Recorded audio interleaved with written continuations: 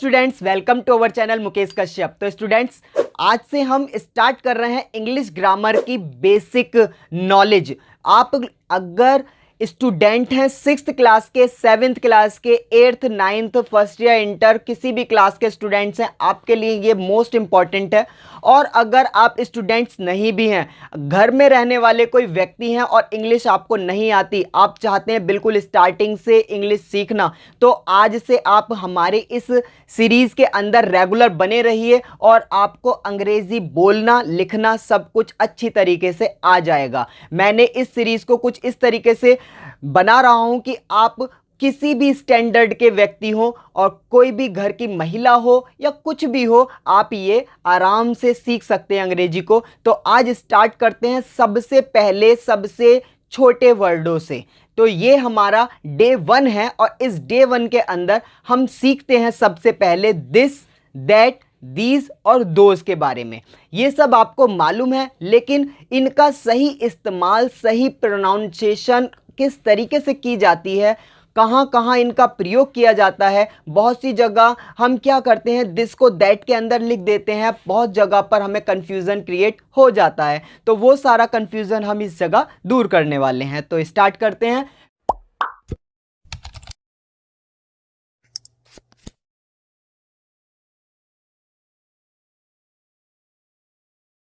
पहला वर्ड है दिस। तो इसको जो हमारा प्रोनाउंसिएशन होता है, अच्छा इससे पहले हम बता देते हैं कि ये जो वर्ड्स हैं, 4 वर्ड्स, इन्हें बोलते हैं डोमेस्टेटिव। ठीक है, डोमेस्टेशन करना होता है, यानी कि किसी को कुछ बताना। तो ये जो वर्ड्स हैं, ये है THIS दिस। इसका जो प्रोनाउंसिएशन होता है, जो हम बोलते हैं, उसको बोलते हैं दिस। कैसे बोलेंगे? लाइक दिस, ना कि दिस। दिस नहीं बोलेंगे, दिस। ठीक है, दिस। ठीक है, और इसका जो अर्थ होता है वो होता है यह, और इसको आमतौर पर ये के रूप में भी कहा जाता है। ठीक है, उसके बाद आता है दैट। तो इसे दा, डबल मात्रा लगेगी इसके ऊपर, टा, दैट। क्या बोलेंगे? दैट। बोलना मेरे साथ साथ, दैट। ठीक है, तो दैट। अब ये जो वर्ड है, इसे हिंदी में बोलते हैं वह, या फिर इसको वो के रूप में भी कहा जाता है। समझ पा रहे हैं? अब इसके बाद आता है दीज। तो ये दीज, दिज, दिज नहीं बोलेंगे, दिज नहीं, इसके नीचे जाके नीचे एक बिंदी लगी है, इसको थोड़ा सा लंबा खींचना है। क्या बोलेंगे? These, these. ठीक है ना? क्या बोलेंगे? दीज। ठीक, तो ये क्या है? दीज। और इसे बोलते हैं ये के रूप में, इसका अर्थ होता है ये। ठीक है, तो हमने पढ़ा दिस को दिस, ये होता है यह है। ठीक है, दैट ये होता है वह या फिर वो। यहां है दीज, यानी कि दीज, दीज नहीं, दीज। ठीक है, ये। ठीक, उसके बाद ये क्या वर्ड है? THOSE, those. दोज नहीं पढ़ेंगे इसे, दोज। क्या पढ़ेंगे? दोज। ठीक है ना, इसमें बिंदी लगी हुई है यहां पर, तो ये दोज। इसका अर्थ होता है वे। क्लियर? ये चीज हमने समझ में आई। अब इनके बारे में पढ़ लेते हैं कि ये दिस और दैट, ये होता है सिंगुलर। सिंगुलर का मतलब एक वचन के लिए। अगर हम किसी एक व्यक्ति के बारे में बात कर रहे हैं, यह के बारे में बात कर रहे हैं, अकेला इंसान अगर दिखाई दे रहा है, तो वहां हमें यूज करना होता है दिस और दैट। दिस और दैट का इस्तेमाल करना होता है कब? जब हमें कोई चीज सिंगुलर दे रखी, यानी कि एक वचन है। और प्लूरल है, तो प्लूरल के लिए यूज करते हैं दीज का और दोज का। ये किसके लिए होता है? प्लूरल के लिए। ठीक है ना? क्लियर? तो हमें पता चला दिस और दैट सिंगुलर है और दीज और दोज क्या है? प्लूरल है। ये बात आपको थोड़ी समझ में आ चुकी है। अब दीज और दोज हमें समझ में आ गया। उसके बाद हम देखते हैं कि दिस और दोज, ये जो होता है वो नियर, यानी कि पास की वस्तुओं के लिए होता है। किसके लिए होता है? पास की वस्तुओं के लिए। कि सपोज हमने कहा दिस इज, ये हमारे हाथ में है, और हमारे हाथ में है तो हमारे पास में है, तो इसको अगर हम बताएंगे कि यह एक पेन है, तो बोलेंगे दिस इज अ पेन। ठीक है, और सपोज अगर ये थोड़ा सा दूर है, ये दूर है हमसे, और हमने कहा कि ये पेन है, तो ये क्या बोलेंगे? ये दूर है हमसे, तो बोलेंगे that is a pen. That is a pen. बात समझ में आ रही है?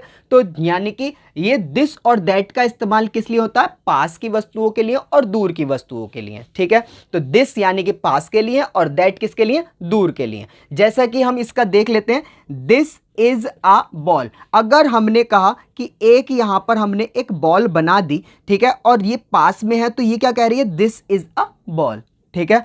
अगर हमने कहा दीज आर बॉल्स, तो ये इसका मतलब है कि ये बॉल हैं, कुछ दूरी पर बॉल रखी हैं, दो या दो से ज्यादा बॉल हैं, वो क्या है? दीज। दीज मीन्स बहुवचन के लिए है, यानी कि प्लूरल है, वो दूर रखी हुई है। तो दूर रखी हुई जो बॉल हैं उनके लिए हम किसका इस्तेमाल करेंगे? दीज। दीज आर बॉल्स, ठीक है ना। आगे बात समझो, ठीक।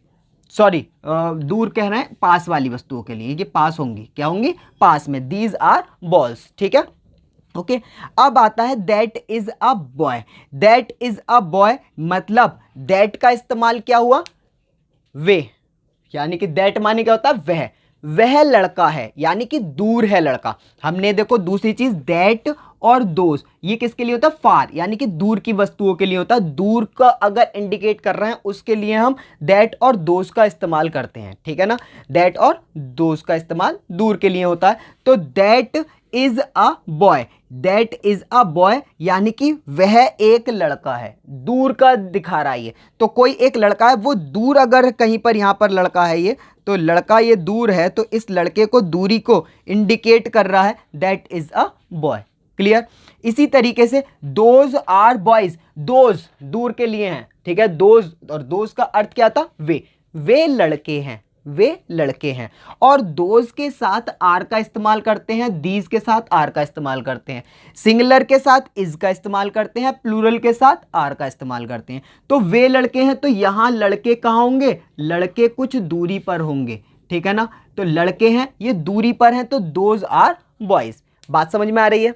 ठीक है। जब यहां तक आपको समझ में आ चुका है, तो इसके बाद हम थोड़ा सा प्रयोग और देखते हैं कि दिस और दैट का प्रयोग हम और किस किस जगह पर करते हैं। तो देख लीजिए, दिस बाइक इज ब्लैक। हमने कहा दिस बाइक इज ब्लैक, तो यह बाइक, बाइक मीन्स क्या है? मोटरसाइकिल हो सकती है, मोटरसाइकिल को तो बाइक बोलते हैं। कि दिस मोटरसाइकिल यानी कि यह मोटरसाइकिल, इज मीन्स है, ब्लैक मीन्स काली, यह मोटरसाइकिल काली है। तो बात समझिए कि अगर हम किसी वस्तु के बारे में जिक्र करते हैं, किसी व्यक्ति के बारे में जिक्र करते हैं और वो हमारे पास में है, हम इंडिकेट कर रहे हैं यह मोटरसाइकिल काली है, ठीक है। तो इसके लिए भी हम, पास में है तो उसके लिए भी हम क्या करते हैं? दिस का इस्तेमाल करते हैं, दिस बाइक इज ब्लैक। बात समझ में आ रही है कि यह मोटरसाइकिल काली है, ठीक। अब इसी तरीके से दीज बाइक्स आर ब्लैक, तो ये क्या है? अब यहां पर एक तो ये है, अकेली मोटरसाइकिल है, और बहुत सारी मोटरसाइकिलें अगर काली हैं तो क्या हो जाएगा? दीज बाइक्स आर ब्लैक्स, यानी ब्लैक। ये सारी की सारी जितनी भी मोटरसाइकिल खड़ी हैं, दीज बाइक्स, ये बाइक जो है, ये मोटरसाइकिल है, ये कौन सी है? काले कलर की है, ठीक। अब इसके अलावा क्या आता? आई लाइक दिस, ये दिस का इस्तेमाल लास्ट में किया गया। तो आई लाइक दिस, मैं इसे पसंद करता हूं। आई लाइक दिस यानी कि मुझे ये पढ़ाना पसंद है। आई लाइक दिस, मुझे ये काम करना पसंद है। तो जब यह काम या किसी निर्जीव वस्तु के बारे में भी कोई बात हो रही होती, तब भी हम दिस का प्रयोग करते हैं लास्ट में, ठीक है ना। उसके अलावा आई लाइक दीज, मुझे ये सब चीजें पसंद है। दीज मतलब ये सारी की सारी जो चीजें हैं, ये भी मुझको क्या पसंद है। आई लाइक दीज, तो ये वर्ड्स का यूज हमने आपको बता दिया। अब इसके अलावा इनका कुछ अलग थोड़ा सा इस्तेमाल और करते हैं। वो कैसे करते हैं?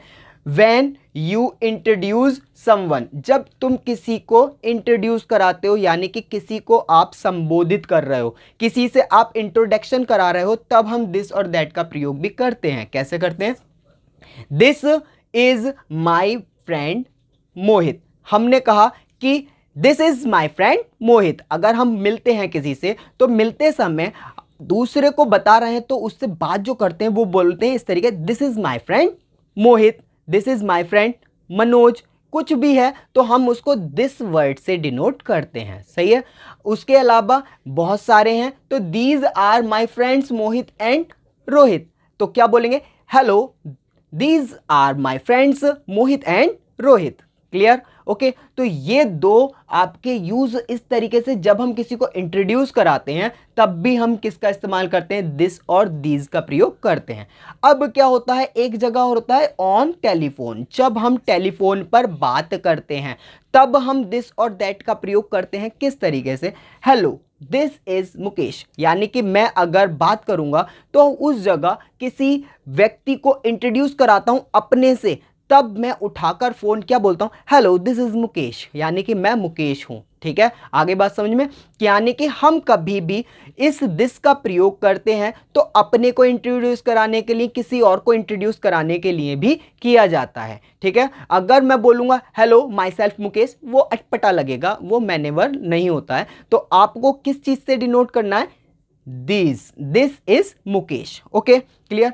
अगला देखते हैं, इज दैट वैशाली, यानी कि अगर हम बात करते हैं, फोन उठाया, फोन उठाने के बाद हम पूछते हैं सामने वाले से कि आप कौन बोल रहे हैं, आपको हमें जिससे बात करनी थी, तो हम उससे पूछते हैं इज दैट वैशाली, क्या आप वैशाली बोल रही हैं? इस तरीके से हम क्या करते हैं, आपस में कन्वर्सेशन करते हैं। तो होप सो आपको ये चीज़ बिल्कुल समझ में आ चुकी होगी। बच्चों, हमने जो सीखा उसके बाद नेक्स्ट स्टेप आती है हमारी, वो बोलते हैं फर्स्ट पर्सन, सेकंड पर्सन और थर्ड पर्सन के बारे में। तो इसके बारे में सही से समझ लेते हैं। जो फर्स्ट पर्सन होता है वो होता है आई और वी, ठीक है। सेकंड पर्सन होता है यू और थर्ड पर्सन होता है ही, शी, इट, एनी नेम और दे। अब इसके बारे में सही से समझ लेते हैं। फर्स्ट पर्सन कौन है?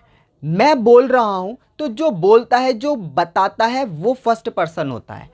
जिसको बताता है वो सेकंड पर्सन होता है और जिसके बारे में बात हो रही होती है वो होता है थर्ड पर्सन। ठीक है, अब इसके बारे में समझ लेते हैं। फर्स्ट पर्सन होता है आई, इसको आई इस तरीके से प्रोनाउंसिएशन होती है इसकी, इसका अर्थ होता है मैं। अगर हम इसको बोलें तो कैसे बोलेंगे? कोई अगर प्रेजेंट, पास्ट, फ्यूचर किसी भी टेंस के अंदर आप अगर इसमें इसका प्रयोग कर रहे हैं तो कैसे बोलते हैं? आई एम हेयर, कि मैं यहाँ हूँ। I am here, here means होता है यहाँ, मैं यहाँ हूँ। ठीक है, आई का इस्तेमाल हो गया। तो आई जो है वो कौन है? First person. सेकंड, दूसरा जो है इसके अंदर फर्स्ट पर्सन वो होता है वी, इसका प्रोनाउंसिएशन बी इस तरीके से होता है, बी। ठीक है, वी, आई, वी। यहाँ बी नहीं, वी। ठीक है ना, बी नहीं है, वी है। हम बोलते हैं इसको वी आर स्टूडेंट्स, हम विद्यार्थी हैं, हम स्टूडेंट्स हैं, यानी कि हम छात्र हैं। सेकंड पर्सन होता है हमारा यू। यू मतलब जिससे हम बात कर रहे हैं उसे यू बोलते हैं, इसका प्रोनाउंसिएशन यू है। इसका अर्थ जो होता है वो होता है तुम या फिर आप भी बोलते हैं, तुम भी बोलते हैं। तो इसे अगर बोलेंगे यू आर स्टूडेंट, तुम स्टूडेंट हो, तुम छात्र हो। ठीक है, नेक्स्ट है हमारा थर्ड पर्सन। इसकी बात करें तो थर्ड पर्सन होता है जिसके बारे में हम बात कर रहे हैं, वो सब कौन होते हैं? थर्ड पर्सन होते हैं। और वो क्या क्या होते हैं? ही होता है, शी होता है, इट होता है, कोई भी नाम हो, एनी नेम मीन्स कोई भी नाम, राम, श्याम, मोहन, रोहित, मोहित, कुछ भी है, एक्स वाई जेड, वो सारे नाम क्या होंगे? हमारे थर्ड पर्सन होते हैं। और दे हमारा थर्ड पर्सन होता है। ही, एच ई, ही जो होता है इसका प्रोनाउंसिएशन ही है, वह होता है इसका अर्थ, और ये लड़के के लिए इस्तेमाल किया जाता है। ठीक है ना। शी, सी नहीं, शी, इस तरीके से सा नहीं है, सी नहीं है, ये क्या है? शी। शी वह होता है इसका अर्थ, और ये किसके लिए होता है? लड़की के लिए इस्तेमाल होता है। इट, इट यह होता है, इससे ये भी बोलते हैं। ठीक है, एनी नेम कोई भी नाम हो सकता है। दे का प्रोनाउंसिएशन दे, दे नहीं, दे। ठीक है ना, और इसका अर्थ होता है वे। अब इन्हें देख लेते हैं। He is a worker, he means वह, इज मीन्स है, ए मीन्स एक, वर्कर, वर्कर मीन्स होता है काम करने वाला, यानी कि वह एक काम करने वाला, मजदूर भी बोल सकते हो, वह एक मजदूर है। She is beautiful, she means वह। अब यहां पर जो जिक्र हो रहा है वो शी है, तो शी का मतलब लड़की है, तो शी इज ब्यूटीफुल, वह लड़की है। इज मीन्स है, ब्यूटीफुल मीन्स सुंदर, वह सुंदर लड़की है, यानी कि वह सुंदर है, वह सुंदर है बोलो या वह सुंदर लड़की है, ठीक है ना। इट्स नाइस, ये जब हम एपोस्ट्रोफी एस लगाकर, मतलब इसमें हम ये कॉमा लगाते हैं और एस लिखते हैं, तो इसको हम इट इज होता है, ये इसकी शॉर्ट फॉर्म है इट्स नाइस, बहुत अच्छा है, इट्स नाइस, यह अच्छा है, नाइस मीन्स सुंदर है, अच्छा है, ठीक है। रोहन इज इल, रोहन नाम के लिए ले लिया, Rohan is ill, ill means होता है बीमार, यानी कि रोहन कौन है, बीमार है। दे आर हैप्पी, वे खुश हैं, हैप्पी मीन्स खुश, खुशी होती है, तो दे आर हैप्पी। तो मैं समझता हूँ, होप सो आपको फर्स्ट पर्सन, सेकंड पर्सन और थर्ड पर्सन हमें समझ में आ चुके हैं। तो ये सारे के सारे जो first person, second person, third person हमने बताए, ये सब्जेक्टिव होते हैं, यानी कि सब्जेक्ट के रूप में जिनका इस्तेमाल किया जाए। ऑब्जेक्टिव की, तो अभी तक जो आपने पढ़ा वो था first person, second person, subjective. अब बात करेंगे इन्हें अगर ऑब्जेक्ट के रूप में, फर्स्ट पर्सन सब्जेक्ट के बाद ऑब्जेक्ट के रूप में अगर लेते हैं फर्स्ट पर्सन, सेकंड पर्सन और थर्ड पर्सन को, तो वो क्या क्या लिए जाते हैं। आई होता है, आई के साथ लिया जाता है मी, जिसका प्रोनाउंसिएशन है मी, इसका अर्थ होता है मुझे या फिर होता है मुझसे। अगर इसकी इंग्लिश बनाई जाए तो he said to me, direct indirect के अंदर आप यूज करते हैं इसे, he said to me, me means मुझे, मेरे लिए बात हो रही है, फर्स्ट पर्सन है मी कौन है, हमारा फर्स्ट पर्सन है, ऑब्जेक्ट के रूप में इधर लिया जा रहा है तो फिर मी लेंगे, अगर सब्जेक्ट के रूप में लिया जाता इधर तो आई लिया जाता, ठीक है, आप समझ रहे हैं। अगर सब्जेक्ट के रूप में होगा तो फर्स्ट पर्सन आई लिखेंगे, अगर ऑब्जेक्ट के रूप में लिखेंगे तो फिर फर्स्ट पर्सन को क्या लिखेंगे, मी के रूप में लिखेंगे, समझ में आ रहा। नेक्स्ट देखते हैं वी का अर्थ होता है, वी को ऑब्जेक्टिव रूप में बोलते हैं अस, इसका प्रोनाउंसिएशन है अस, इसे हिंदी में बोलते हैं हमें या फिर हमसे। He will call us, he means वह, विल का मतलब फ्यूचर के अंदर आ जाएगा, कॉल मीन्स बात करेगा या फिर कॉल करेगा, वो कॉल अस हमसे बात करेगा, वह हमसे बात करेगा, वह हमसे बात करेगा, ठीक है। नेक्स्ट देखते हैं यू का यू ही रहता है, इसका अर्थ होता है तुम्हें, आपको या फिर तुमसे या आपसे। जैसे इसका देख लेते हैं, they loves you, they means वे, लव्स मीन्स प्यार करते हैं, यू मीन्स तुमसे, वे तुमसे प्यार करते हैं, समझ में आ रही बात। नेक्स्ट देखते हैं थर्ड पर्सन के लिए ही का होता है हिम, उसे, उससे, और ये लड़के के लिए यूज होता है। इसका अगर देखें, did you beat him, did means, did का इस्तेमाल अगर हमने शुरू में किया, इसका अर्थ होता है क्या तुम, बीट मीन्स पीटते हो, हिम मीन्स उसको, क्या तुम उसको पीटते हो, यानी कि यहाँ पे डिड आया, पास्ट की बात आई है तो पीटते थे, ठीक है, क्या तुम उसको पीटते थे, क्लियर, आगे बात समझ में। नेक्स्ट है शी को हर के रूप में प्रेजेंट करते हैं, हर इसका होता है प्रोनाउंसिएशन उसे या उससे, इसकी इंग्लिश हिंदी होती है, लड़की के लिए यूज होता है ये। आई टोल्ड हर, मैं, टोल्ड मीन्स होता है बताना, मैंने उसे बताया, मैंने उसे बताया, ठीक है।